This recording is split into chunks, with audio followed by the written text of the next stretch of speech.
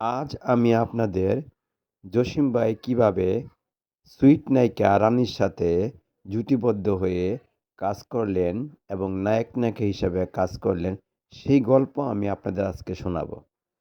একদিন পরিচালক সাইফুল আজম কাশেম পরিচালক দেলোয়ার জাহান জন্টুর কাছে গিয়ে বলে, ভাই, দেলোয়ার ভাই, আমাকে একটা গল্প দেন।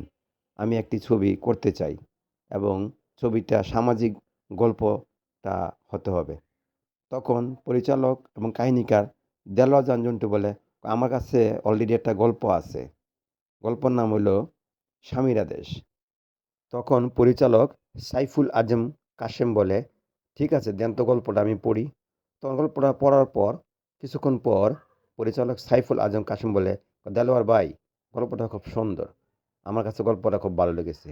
তো এখন এই গল্পেতে কোন কোন নায়ক নায়িকা নিলে ভালো হবে? তখন পরিচালক দেলোয়ার জাহান জন্টু বলে, দেখেন, আমি তো গল্পটা লিখেছি এবং গল্পটার ভিতরে কাকে নিলে ভালো হবে এবং কে সুন্দর করে অভিনয় করতে পারবে সেটা আমারই জানা আছে। তবে শাবানা আলমগীর তো অবশ্যই থাকবে এই ছবিতে।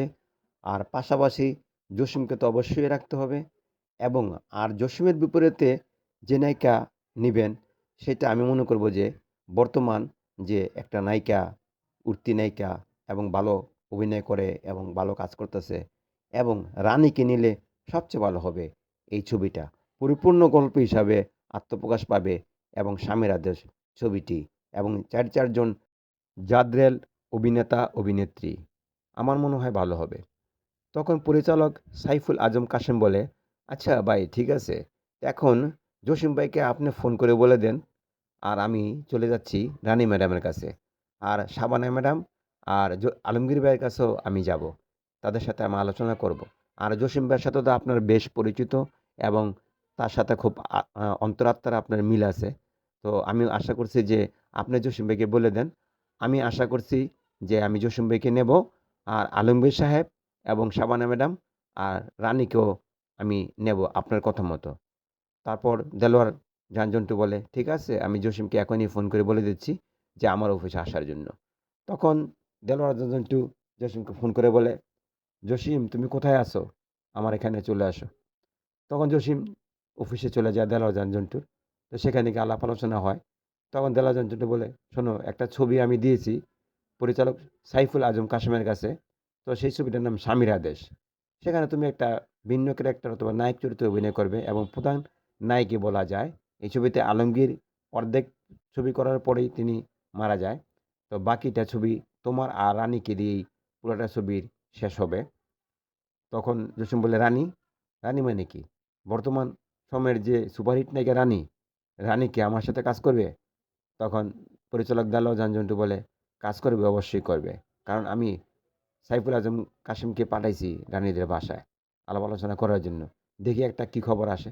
আর যদি রানী যদি না করে, তাহলে অবশ্যই আমি আবারও অন্য একটা নায়িকা খুঁজবো। তো অরুণাকে নেওয়ার ইচ্ছা আমার রানীর বদলায়। তো অরুণা ম্যাডাম রাজি হবে, এটা আমার বিশ্বাস। তো দেখি না রানী কি বলে। তবে রানীকে নিতে পারলে ভালো হতো। তখন জসিম বলে, ঠিক আছে, বেশ, আপনি যা বলবেন ওস্তাদ, আমি তাতেই রাজি। কারণ আপনি যদি বলেন নদীতে ঝাঁপ দে, আমি ঝাঁপই দেবো। কারণ আপনি হলেন আমার ওস্তাদ, গুরু। আপনি আমাকে এই পর্যন্ত টেনে এনেছেন। আর আপনার কথা আমি অমান্য করব? আপনি যেটা বলবেন আমি সেটাই করব। তো ওস্তাদ, তাহলে আমি এখন আসি। আপনার উপরেই আমি সব ছেড়ে গেলাম। যদি পরিচালক সাইফুল আজম কাশেম ভাই যদি আমাকে নেয় তো নেবে, আর না নিলে কোনো আফসোস নেই। তো ওস্তাদ, আমার এখন শুটিংয়ের শিডিউল আছে। তো আপনার কথা শুনে অথবা ফোন পেয়ে আমি দৌড়ে এসেছি। কি জানি কি বলবেন। তো যাক, ভালো হয়েছে। তো ওস্তাদ, সালাম। আমি এই বলে জসিম সেখান থেকে চলে যায়। তখন দেখা যায় সাইফুল আজম কাশেম রানীদের বাড়িতে যায়। তো রানীকে গিয়ে বলে, দেখো, আমি একটি ছবি পরিচালনা করতেছি। ছবির নাম স্বামীর আদেশ।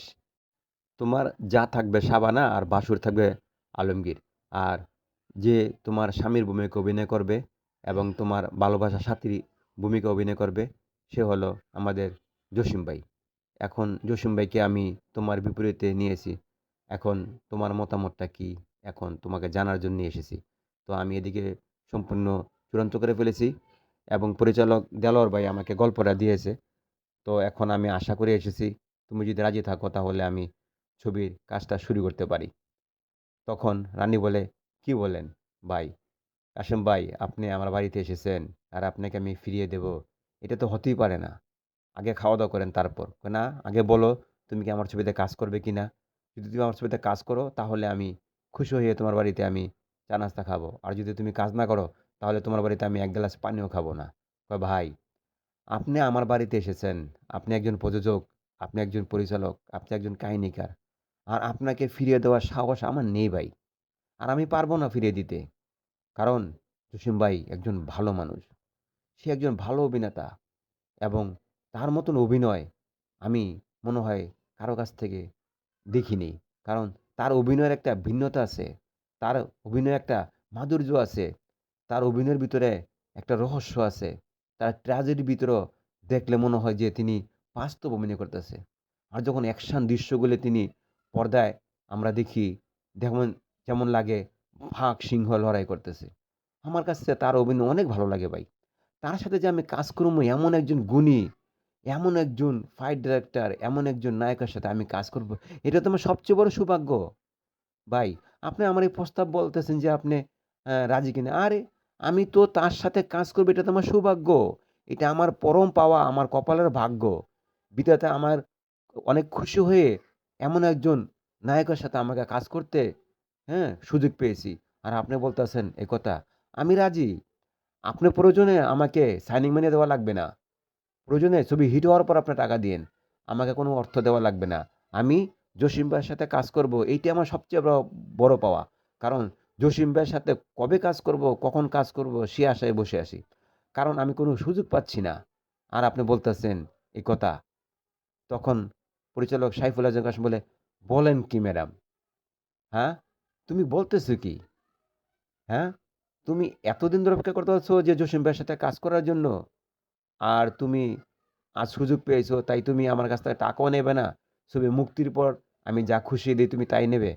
তো রানী বলে, "অবশ্যই। আপনি এটা জসিম ভাইকে বলে দেন। আমি এখন জসিম ভাইকে ফোন করে বলে দিচ্ছি।" তখন সাথে, সাথে রানী জসিম ভাইকে বলে, "জসিম ভাই, আসসালামু আলাইকুম। আপনার সাথে আমি কাজ করব আর আপনি বলছেন যে আমার সাথে রানী কাজ করবে কিনা? রানী ম্যাডাম, অবশ্যই আমি আপনার সাথে কাজ করব জসিম ভাই। এবং আপনাকে আমি প্রচণ্ড শ্রদ্ধা করি, সম্মান করি। আপনার প্রতিটি ছবি আমি হলে গিয়েও দেখি। এবং আমাদের পরিবারের সবাই আপনাকে পছন্দ করে এবং ভালোবাসে। যে যদি নায়ক একটা থেকে থাকে তাহলে বাংলার ফিল্মের ভিতরে ট্র্যাজেডি অ্যাকশন কিং জসিম। তার অভিনয় অনবদ্য। তো আমি সেই সুযোগটা কি হাতছাড়া করব ভাই?" তখন জসিম বলে, "বাহ! সুন্দর। আপনি তো খুব ভালো বলেছেন। আপনি আমার এত ভক্ত?" তো রানী বলে, "ভাই, আমি আপনার প্রচণ্ড ভক্ত। আপনার ছবি আমি দেখি তো। আমাদের পরিবার সবাই দেখে। আর আপনার সাথে আমি কাজ করব। ওই ছবি তো আমাদের পরিবার সবাই দেখবে। এবং আমি এই স্বামীরাদের ছবিটা করব। আমাকে যদি পরিচালক ভাই যদি টাকা নাও দেয় তারপরও আমি আপনার সাথে কাজ করব। আপনার পাশে থেকে আমি অভিনয় শিখব। আপনি আমাদের অভিনয় শিখাবেন। কারণ আমরা নতুন, আপনারা হলেন পুরাতন। আপনারা আমাদেরকে কাছে টেনে নিবেন, বুকে জড়িয়ে রাখবেন। আপনাদের কাছে শিখব অভিনয় আমরা। আমরা কেন অহংকার করব? অহংকার, অহমিকা ভালো না ভাই। অনেকে করে কিন্তু আমি করি না।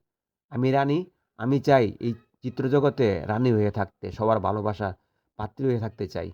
তো আপনাদের ভালোবাসা না পেলে কি আমি পাত্রী হয়ে থাকতে পারবো এই চিত্রজগতে?" তখন জসিম বলে, "বাহ! আপনাকে অশেষ ধন্যবাদ রানী ম্যাডাম। আপনি আমার সাথে কাজ করবেন।" ঠিক তারপরে দেখা যায় ছবির মুহূর্ত হয়। ছবি তারা কাজ করে সম্পূর্ণ। আলমগীর শাবানা ছবিতে কাজ করে এবং আরও অন্যান্য শিল্পীরা কাজ করবে। ছবি কমপ্লিট হওয়ার পর ছবি যখন হলে মুক্তি পায়, দর্শক জনপ্রিয়তা পায় ছবিটি। স্বামীরাদের ছবি এক নামেই দর্শক জনপ্রিয়তা পায়। তবে এই ছবিতে একটা ছোট্ট চরিত্রে অভিনয় করে নায়িকা অন্তরা। তার ছোটোকালে এই ছবিতে অভিনয় করে। তো সেও ভালো অভিনয় করে। ছবিটা সে সময়েই অবিস্মরণীয় সাফল্য লাভ করে এবং প্রতিটা হলে প্রায় কয়েক মাস করে একটানা এই স্বামীরাদের ছবিটি চলে। রানী জসিম জুটি হয়ে যায় এবং দর্শক মেনে নেয়। ছবি সুপার ডুপার এবং অতুলনীয়ভাবে সাফল্য লাভ করে এই স্বামীরাদের ছবিটি। পরিচালক সাইফুল আজম কাশেম এবং খুশি হয়ে একটি অনুষ্ঠানের আয়োজন করে। সেই অনুষ্ঠানে শাবানা, রানী, আলমগীর এবং পরিচালক দেলোয়ার জান জন্টু এবং জসিম সবাই উপস্থিত হয়ে আনন্দ উপভোগ করে। এখন এই হলো রানীর সাথে জসিমের জুটি হওয়া এবং নায়ক নায়িকা হিসেবে কাজ করার একটা গল্প। তবে দর্শকবিন্দু, আমার যদি এই ভিডিওটা ভালো লাগে থাকে, দয়া করে প্লিজ আমার চ্যানেলটাকে আপনারা সাবস্ক্রাইব করবেন এবং আমার পাশে থাকবেন এবং নতুন নতুন ভিডিও পেতে আমাকে আপনারা উৎসাহ যোগাবেন। এই বলে আমি আজকে বিদায় নিচ্ছি। আল্লাহ হাফেজ। ভালো থাকেন, সুস্থ থাকেন। আল্লাহ হাফেজ।